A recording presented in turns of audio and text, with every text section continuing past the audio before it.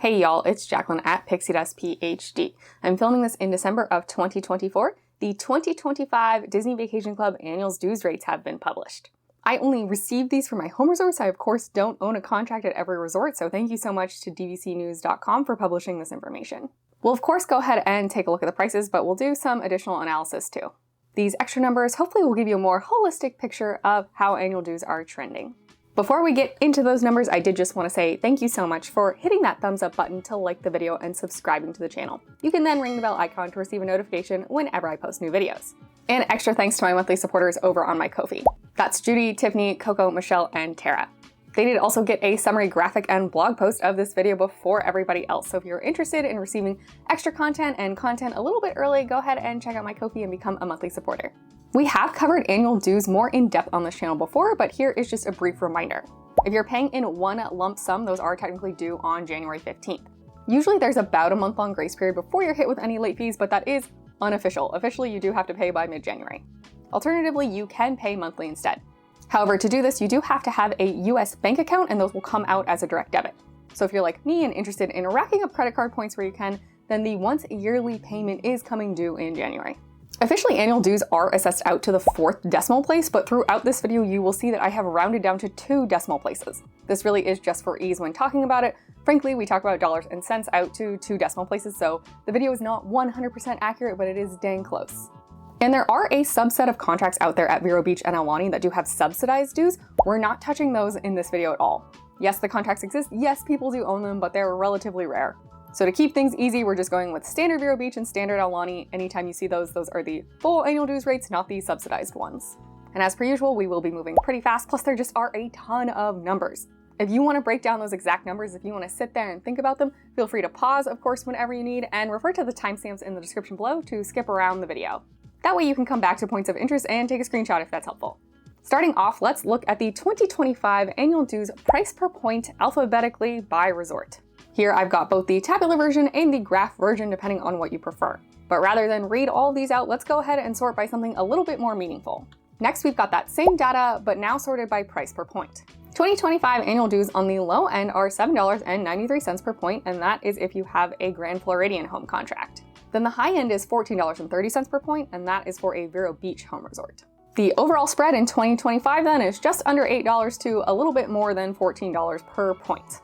The median of this data is going to be $9.12. Those are the annual dues per point over at the Beach Club.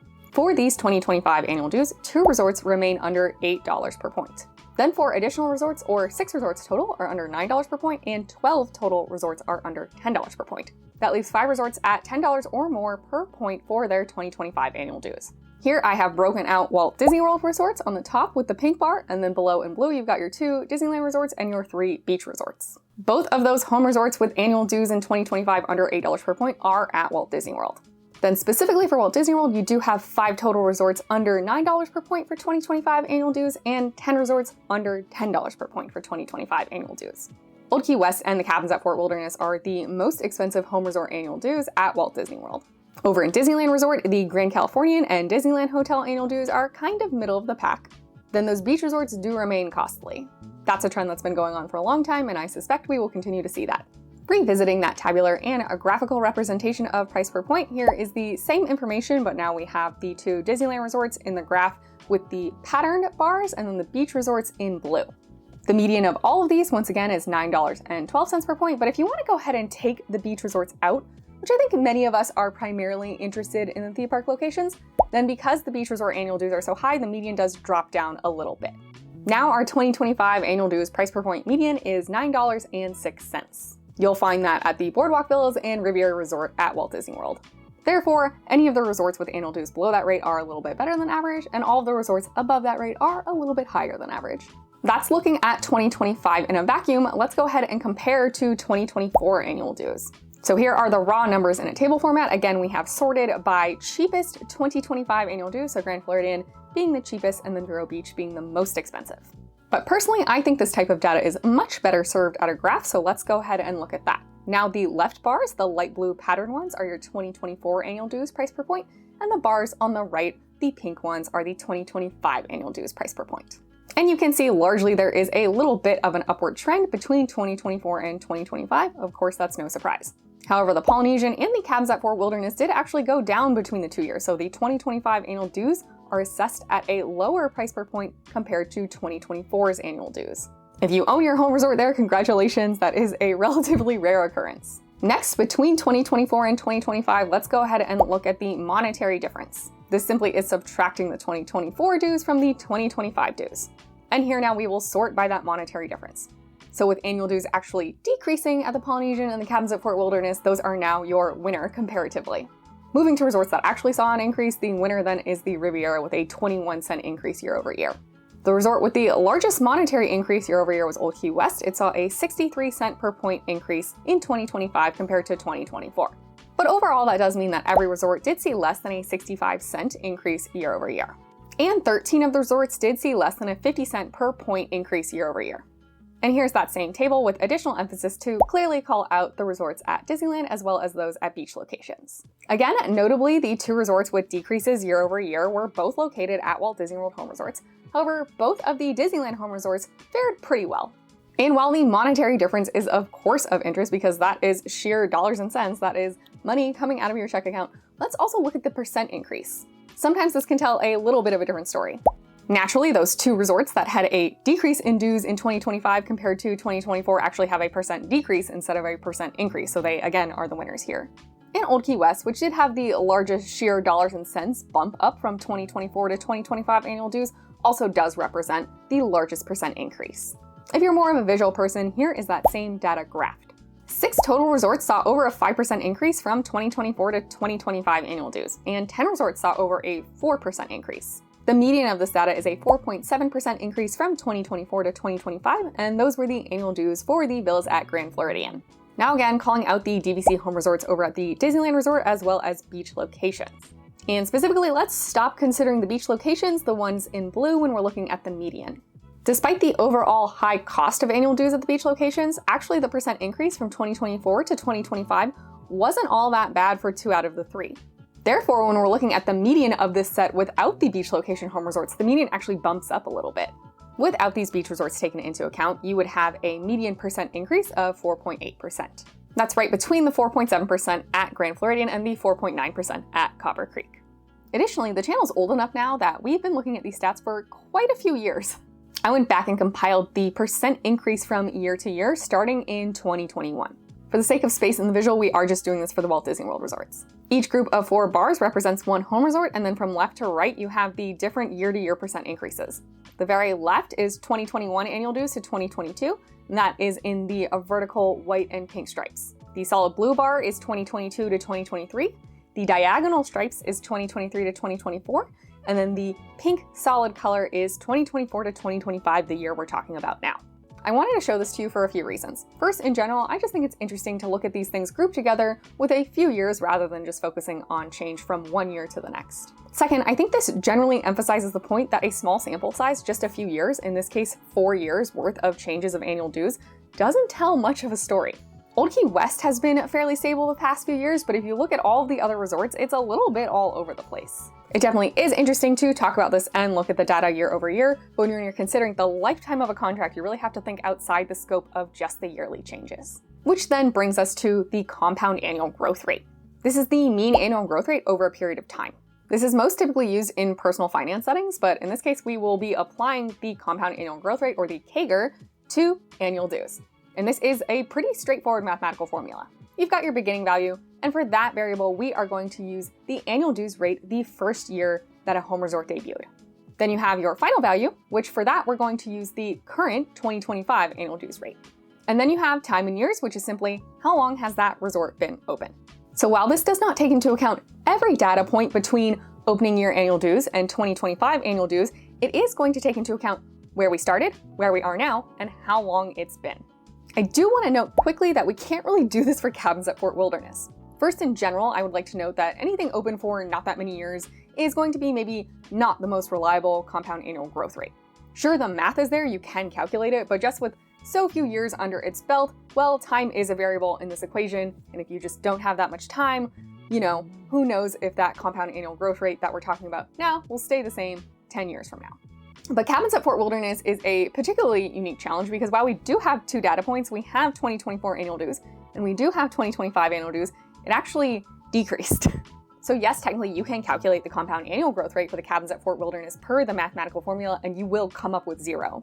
That being said, that is obviously not representative of what will happen over time. So we're kind of just gonna drop cabins at Fort Wilderness for the compound annual growth rate discussion. With that in mind, the lowest compound annual growth rate we're seeing so far for Disney Vacation Club is 0.9%, and that is at the Riviera. The highest compound annual growth rate is 4.86%, and that's over at Grand Californian. This gives us a median compound annual growth rate of 3.52%, and that is for Saratoga Springs. All that is to say that on average, across all of the Disney Vacation Club resorts, across all of the years that they've been open, you can count on approximately 3.5% annual growth in the annual dues. AKA roughly every year annual dues are going to increase 3.5% on average. Again, if you look 1 year to 1 year, it can be much more. It can be 6%. We've seen 8, 9, 10%, I'm pretty sure. It also can be much less. This year alone, there were 2 resorts that saw a decrease in their annual dues. But considering for most people this is a long-time purchase, you will be paying annual dues over decades, big picture thinking is 3 to 4% on average increase each year. Of course, as time goes on, your time variable changes, and of course the final value variable also changes, since that will always just be the latest year of annual dues. But for the compound annual growth rate, at least through 2025 annual dues, we do have 6 resorts sitting at under 3%. And 12 resorts are under 4%. So again, I know those single year increases that can be 6+% hurt, but on the whole, hopefully you have one of the luckier home resorts and your compound annual growth rate overall doesn't hurt too bad. Frankly, even at the highest end, we still haven't yet hit 5%, so overall, really not too bad. And again, here we are calling out the Disneyland Resort home resorts in the patterned bars, as well as the beach location home resorts in the blue bars. The compound annual growth rates for those 3 beach resorts are all above the median, so then if we don't consider those anymore and recalculate a new median only for the theme park locations, it does go down a bit. When ignoring the data from the beach resorts, then the median compound annual growth rate for the theme park resort home locations is 3.42%. You'll find that at Boulder Ridge Villas. So here is the overall summary. Again, we are going to sort alphabetically in this table.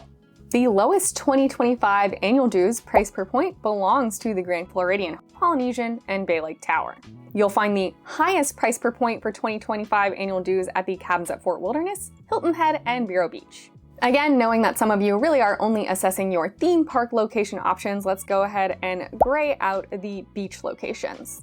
The lowest price per point annual dues stay the same then, because those were already all at Walt Disney World. But removing Hilton Head and Vero Beach from the highest price per point annual dues, then we are going to go ahead and include Disneyland Hotel as well as Old Key West. Moving on to percent increase for annual dues from 2024 to 2025, your clear winners are the Polynesian, the cabins at Fort Wilderness, and Riviera Resort. Those with the highest percent increase were Boulder Ridge, Animal Kingdom, and Old Key West. Now again, removing those beach resorts from our thoughts, nothing changes in these rankings. However, since 2 of the percent increases were actually decreases, I thought maybe we would look at a couple of additional winners. Also pretty low on the percent increase from 2024 to 2025 annual dues was the villas at Disneyland Hotel and the villas at Grand Californian. Therefore, both of the DVC resorts out at Disneyland fared pretty well in that category. Finally, let's go ahead and look at the compound annual growth rate. The smallest compound annual growth rates belong to the Riviera, villas at Disneyland Hotel, and Copper Creek. The highest compound annual growth rates are attributed to Bay Lake Tower, Vero Beach, and the villas at the Grand Californian. And if we take the beach resorts out of contention, then you add Old Key West into the higher end of the compound annual growth rates. Overall, here are the results of the top 3 and bottom 3 in each category, with green being the winners and red being the least desirable. 2 of these really stood out this year, that is the Polynesian and the Riviera. Both of those had 2 categories come in the top 3 placement.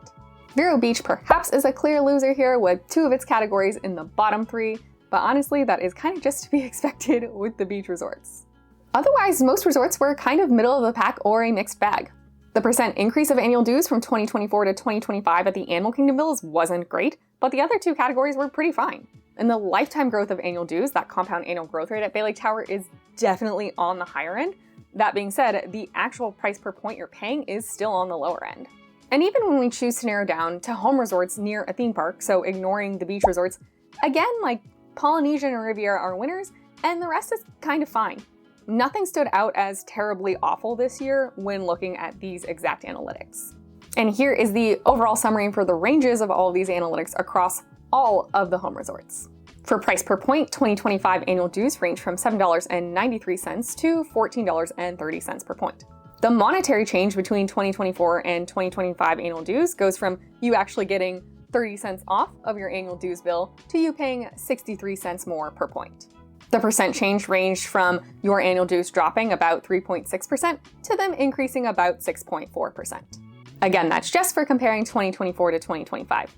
But then looking at the compound annual growth rates, or the change of annual dues over the lifetime of the contract, that ranged from just under 1% to just under 5%. Again, the median for that compound annual growth rate across all of the resorts is about 3.5%. Let me know if you have any questions about these analytics in the comments down below, and I'll do my best to get back to you. If there's other data points you think would be interesting, also leave that in the comments down below. I'm happy to do some back-end math and reply to you directly, and then also we can consider adding in some analytics for next year's annual dues. And remember, if you found this helpful, informative, or entertaining, please do like the video and subscribe to the channel. It is free for you and really helps me out so much. Thank you again for watching, and I hope you have a great rest of your 2024. We'll see you again soon at Pixie Dust PhD.